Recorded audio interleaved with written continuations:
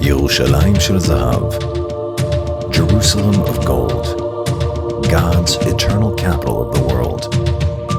If you've never been here, well, what are you waiting for? Time passes, but Jerusalem is forever.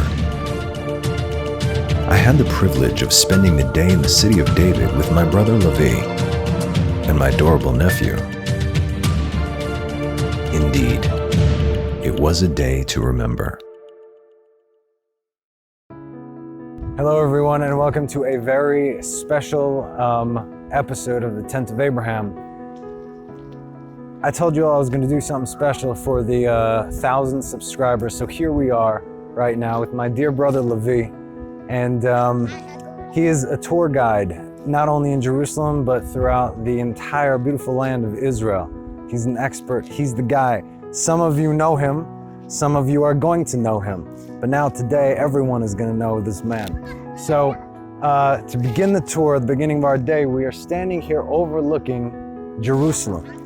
Well, I like starting with overlooks because you understand what you're going into. I think this spot is pointed out as one of the spots mentioned in the book of Genesis, okay? And I think most of us know this story in chapter 22. In Genesis, God comes to Abraham and says, take your son, right? And go to Eretz Moriah, the land of Moriah, and I'll show you on one of the mountains where it should happen. And the third day, Abraham lifted his eyes and he saw the place from afar. Okay? And if he's coming from Beersheba, he's walking on this in the main route that walks along the mountain strip, the mountains of Judea. And he presumably would get to here, and then he would look over there. The Midrash, the Jewish, Yeah, they know. You guys already know Midrash. Okay? You know Midrash. So, it's telling us an idea. He's coming over here with his two servants, right? And he's looking at the mountain. He's looking over there and he sees how there's a cloud that's tied on to the mountain. And he asks one of his servants there, he says, what do you see? He says, I just see a mountain. He asks the other guy, what do you see? I just see a mountain. And he asks his son Isaac, what do you see? I see a cloud tied on to the mountain. So that's an idea, I think, that's coming to tell us. I think before we started visiting Jerusalem, when you're coming over here, you can see Jerusalem in two ways. You can see regular, you can see a city, you can see a mountain, you can see whatever you want. But if you look deeper, you see that cloud. You see the divine presence in this place, and it's there. You just need to look at. You just need to look deeper. You just need to find it. And Abraham understood that around 3,800 years ago when he came over here. If it was over here or a mile away, I'm not sure. But this was the area as he's looking down to where the binding of Isaac is taking place. You can see the Golden Dome, and below the Golden Dome there's a little stretch of a neighborhood. Thank you. A little stretch of a neighborhood that's coming down our way. That's the city of David, and that's where we're heading today. So, yeah, that's what it's about. All right. Much to look forward to. It's a lot going on. I hope you're up for it. This is true, definitely. Yeah, so thank you for that introduction. And that's exactly what this is. You're not getting the full tour. If you want the full tour, you got to come on over here to Israel. So, yeah, let's get started. We'll see you all on the other side.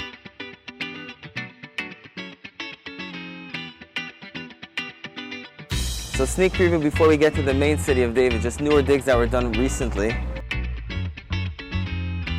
This used to be a parking lot. And here we are at the outskirts of the city of David. The city of David is one of the most dug up places in the world. They found here things from every single different time period in the history of Jerusalem, dating back to the Jebusite period, First Temple period, Second Temple period, the Hasmonean, fortresses, things from 2,000 years ago, and treasures, people leaving their houses. So where is the main site? Main site, right across the street. Okay, so we're gonna go right across the street right now. Let's do it. See you there.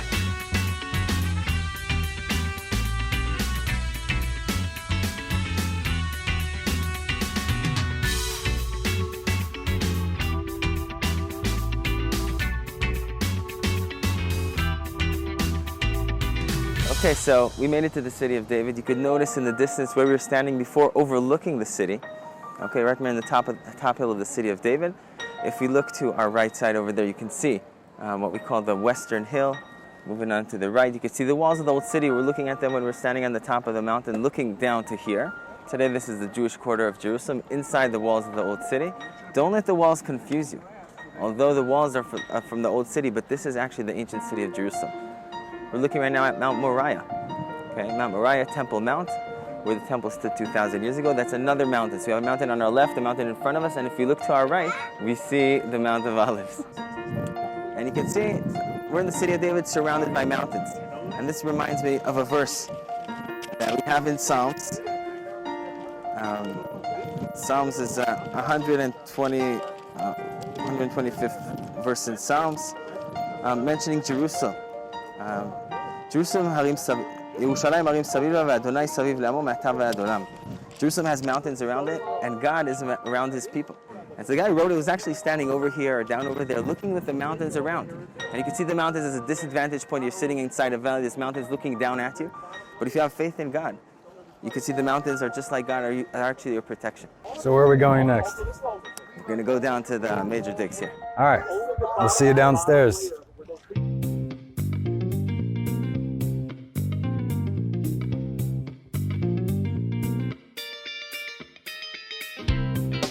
We continued our tour through what remains of the basement of David's palace.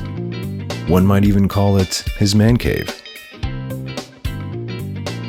Then it was on to his neighbor's house, only to find one of the greatest inventions in the history of the world.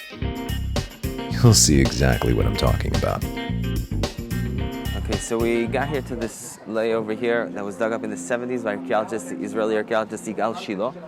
A lot of things were found over here. We're going to focus in right now on the basics. One is we find here, you see those house, you see those columns over here. It's a four-roomed house, a typical house from the Israelite period. Also called the house of Achiel. They found over here the first toilet ever found. The first toilet. That's fantastic. Where's this toilet? Let's see if... Right there. Yep. Y'all see the toilet right there? Okay. First of all, yeah. You're welcome. So the people over here were wealthy. They're wealthy, I mean, also because we find the toilet, also we find the findings, but also for their neighbor, right? Neighboring the king. Gotta be wealthy. David's neighbors, basically. I think one of the most fascinating things found over here was right over here. They found the royal post office right below us. Really? Down over here, they found 50 of these. What are these? Look like coins or seals, right? Right. So they're not coins; they're seals. Correct. What's the idea of seals? Seals, you know, back then you write up a document, you roll it up, and to make sure nobody peeks through your document, you seal it. Now, I know you're used to seeing in the movies the red wax. That was in the mid-ages. Back then they didn't have that. Back then they used damp clay. And every official, somebody important, had a seal, damp clay. The clay dries on the document, and then you send it off. If somebody's going to peek in the middle, is going to have to break the seal. You won't be able to stick it back on. What happens is over here is that we find like 50 seals in one location. That's what I'm talking about. It's probably the royal post office, and some of them have names on them. Okay, I'm going to pause for a second and open the book of Jeremiah 38. Jeremiah was the last prophet during the first temple period, and he was like the annoying guy who tells everybody, stop doing, you're not doing the right thing, you know. And Jeremiah's like the guy on the side. He was just like the annoying one, and he had like the worst life I think any prophet could ever have. Right. And Jeremiah was that guy that was annoying the people of Jerusalem for quite a while. Okay, why was he annoying? Because the people were doing bad, and he was the guy who was the annoying guy on the side, always correcting them. Somebody's got to do it. I'm reading the book of Jeremiah over here, 38. Jeremiah is one of the times we're talking about the rebellion against the Babylonians. The last king, Zedekiah of Jerusalem, decides to rebel, stop paying the yearly tax to the Babylonians, and everyone's getting ready for this war against the Babylonians. The Babylonians are coming closer, and Jeremiah stands and tells the people of the city, guys, if you're going to stay in this city, you're going to die. If you're going to leave the city, maybe you're going to live. Yeah. Okay? So Jeremiah what? Jeremiah 38. Okay? What verse? So I'm starting in verse 8. Vayishma, I'm going to read in Hebrew. Vayishma Shfatia ben Matan and Gedaliah ben Pashchu, V'yochai ben Shelamiyahu, Pashchu ben Mekah. Just a list of names over here. All these ministers, people ministers for the king Zedekiah, and they hear the things that Jeremiah is speaking. What is he speaking? What I just told you. If you stay in the city, put down your weapons, don't fight, basically. So he's telling everybody, don't listen to the king, okay, and you'll live. You listen to the king, you're going to end up dying. Right. And these ministers walk by, they hear him talking, and they're like, what? We're in the middle of a rebellion going on over here. This guy is just standing over here and calling, and they go to the king, and And the king says in the fifth verse, "Vayomer HaMelech Tzidkiyahu," you know, here he is, he's in your hand. And they take Jeremiah and they throw him in the pit. Look closely at the seals that we have over here. We have ancient Hebrew, okay? And ancient Hebrew, you have here Yochal ben Shelamiah and Gedaliah ben Pashchu. These are the two guys that took Jeremiah, they threw him in the pit, okay? I have a third seal over here, ancient Hebrew, Gemariah ben Shaphan. This is a guy that saved Jeremiah, not this time around, but shortly before. Definitely these names, you So know. this confirms what's written in the Tanakh. Yes. Gotcha. Okay. And another important find, I think just at the edge over there, they found a burnt room to a house. They carbon dated it, and it's dated back to 586 BCE, which is the burning of Jerusalem. Oh, wow. The first time around. What Jeremiah was warning the people. So this is First Temple period. Yeah, all what we're looking at over here, most of what we're looking at is First Temple period. Yes. Where are we going next? Going next, we're gonna go to a secret escape tunnel, or a secret way to get inside from the city to the water source. All right. Anyway, we'll see you next stop. Amigo. The first time I toured with Levi, I was blown away. He quite literally uses the Bible as a map, giving life to seemingly insignificant locations, all the while proving the Bible to be true through archaeological facts and historical findings dating back over 3,800 years.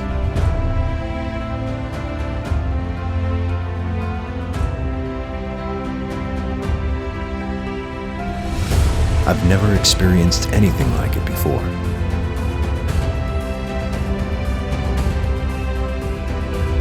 This leaves no doubt as to our presence here, and every day we dig up more and more proof that the God of Israel and His Word are truly one.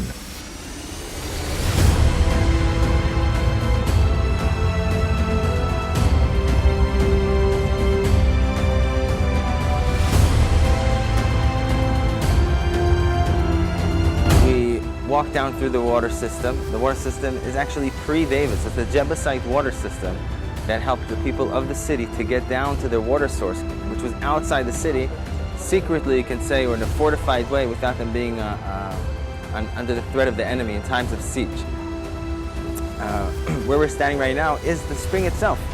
Okay, I don't know if you hear the water, but that's just a play. The Gihon Spring and the Gihon pool is right where we're standing over right now. And this is the main water source of the city during the First Temple period for most of the time. Okay, I think maybe the most exciting thing that takes place over here is actually towards the end of David's life. David is already 70 years old. He's going to be, everybody knows just a matter of time till he passes away. And everybody's looking at the next in line to be king, which is Adoniah. If you open Kings chapter 1, imagine how the king is old. Everyone's looking at Adoniah, son of Chagit, which was the next in line to become king, and he starts having a following. He has Yoav, which was the head of the army that was following him, and you have a lot of important people, and he starts gathering people to follow him, and all eyes are on Adoniah, that he's going to be the next king. Why? Because David's already not really functioning properly. He threw himself a party? An initiation party, right? As this is going on, Nathan the prophet comes to Bathsheba, and she tells him, "Do you know what's going on?" She says, "Yes, of course I know what's going on. Adoniah is throwing an initiation party, while David swore to me that Solomon, Shlomo, my son, is going to be the next king. What are we going to do?" Bathsheba says, "Once Adoniah is going to be king, he's going to, kind of probably kill me and Shlomo, anyone that's challenging his kingdom." Right. And he says, "What are we going to do?" And this is what he says. He says, "Take Shlomo, okay, and ride him on the king's mule." Okay, who gets to ride the king's mule? The king. Only the king. So if Shlomo's riding the king's mule, it's a statement.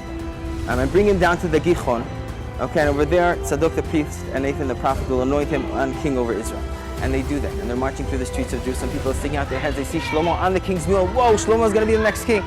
Big occasion. People are like yelling and singing. This is it. We have long live the king, long live the king. They come down to the Gihon.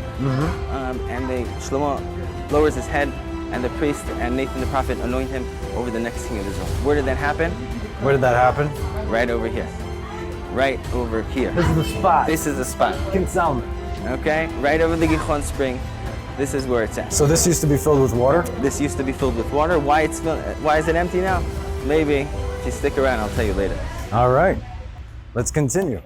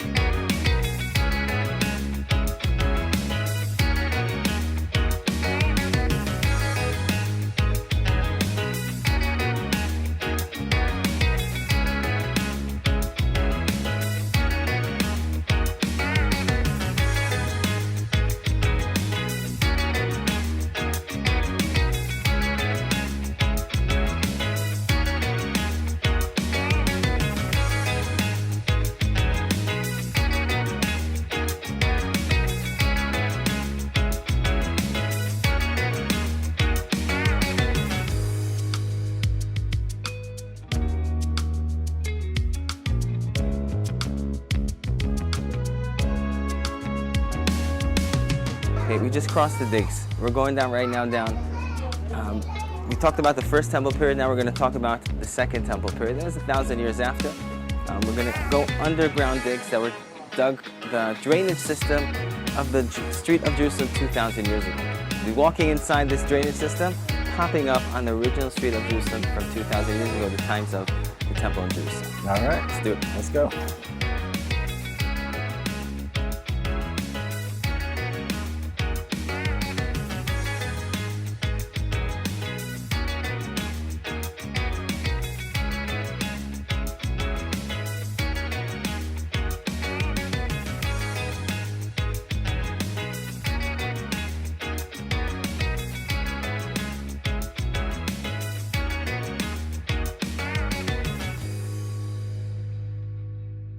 Okay, so we're walking in the drainage system of the second temple street of Jerusalem, the main street of Jerusalem from 2,000 years ago.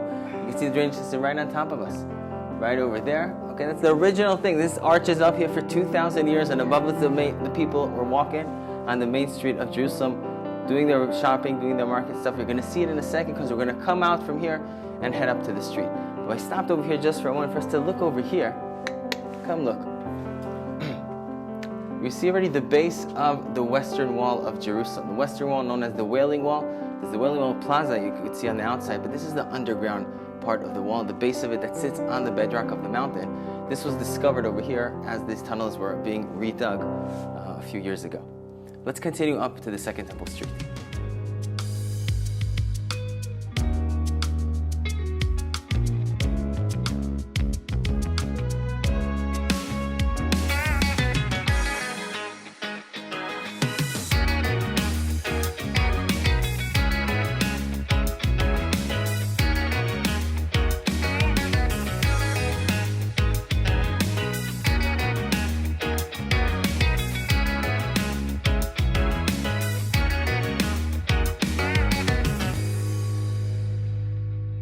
Where are we sitting right now? This is the second temple street of Jerusalem. This is the second temple. This is a 2,000-year-old street. We're leaning on a 2,000-year-old store. Okay, and right above us was a 2,000-year-old archway, which is the first overpass in history. Check out the picture over here. Right? Okay. Right above us? Right above us. That's what those That's rocks are? what yeah. Overpass. Why? Why did it need an overpass? Because this was the main street of Jerusalem. So you had tons of people, hundreds of thousands of people walking these streets, doing their shopping, you know, and right on the other side, where we're on, is right across from us, the wall. It's the Western Wall, which back then, again, was the main marketplace of Jerusalem. So this is the Kotel. This is the Kotel, the Western the Wall, the Kotel. Wailing Wall. This is the beginning of it. You can see the corner of it over here. You could see also on that side, you had stores and shops along the way. Okay, and again, this was the street. So we kind of came out from the we just walked underneath this street in the drainage system and popped up over here. Wow. And this is it. This is how they found it. With a lot of things on top of it. They removed everything and they really found everything like this. And it's very exciting, you know. Listen, there's a whole another gigantic archaeological park. Yeah. But I think you're going to have to come back another day for that. I agree. And so before we sign off over here, I'd like to thank my brother, Levi.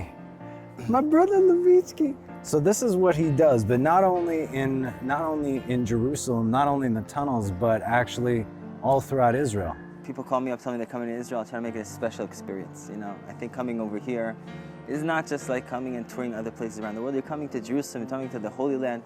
If you're visiting Jerusalem or the Galilee or the Golan Heights or the mountains of Judea or the Judean desert, I think it's worthwhile, you know, making a special visit, not just seeing old antiquities, but making the stories come back to life. So that's what I basically do. I plan the trip from A to Z, all around Israel, take you around, and you know, hopefully, and hoping to leave in like an impression and like, you know, making a meaningful trip, not just some other thing, but just something special. How would everybody get in contact with you? levitours@gmail.com. levitours@gmail.com. Yeah, thank you very much. I had a great time. Thank you, brother. All right. Thanks for having us. And I'll see you guys yet again in the Tent of Abraham. Bye-bye now. Bye. Well, what can I say? Oh, what a day. From the eyes of Abraham to David's palace, From Solomon's anointing to the Jebusite tunnels, a day with my brother and my nephew was reward within itself. Everything else was just a bonus. And so, in the spirit of Abraham, I'd like to welcome each and every one of you to come to Israel, tour the land, and live it the way it was meant to be. Hopefully, you'll decide to stay. And hey, we have pizza. And as a former New Yorker, I can tell you, it's not half bad. And so, as always, thank you for joining us. We hope to see you soon, right here in the Holy Land of Israel.